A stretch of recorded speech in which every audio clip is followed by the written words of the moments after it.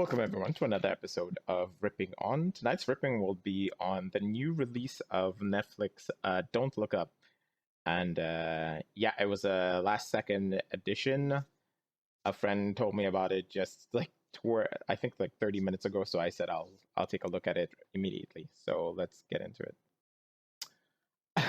So I watched it in one sitting. I didn't really find a need to really rip on it due to the fact that it's kind of like a parody of what's really happening in the world and all that kind of stuff. So there was no real point in ripping on it. I guess it's supposed to be funny, but I didn't really laugh at any point.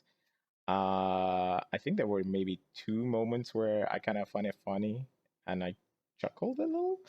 Other than that, yeah, the movie seems just like a parody of real life and all that kind of stuff. So it really doesn't really matter if it's good or bad. But yeah, so I'll just get into the verdict. So I'm gonna probably say that this movie is just an okay movie. I'm gonna give it roughly a 6 out of 10 because it's kind of funny-ish in moments, I guess.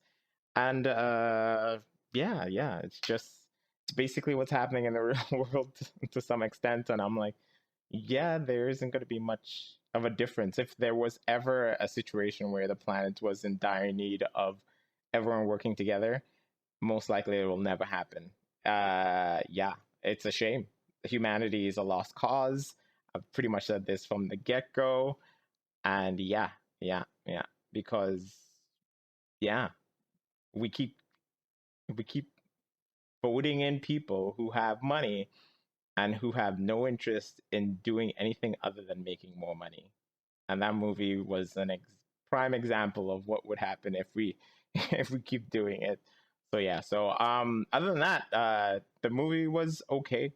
Not really a recommendation unless you're interested in just seeing kind of a funny outcome to humanity kind of thing. So yeah.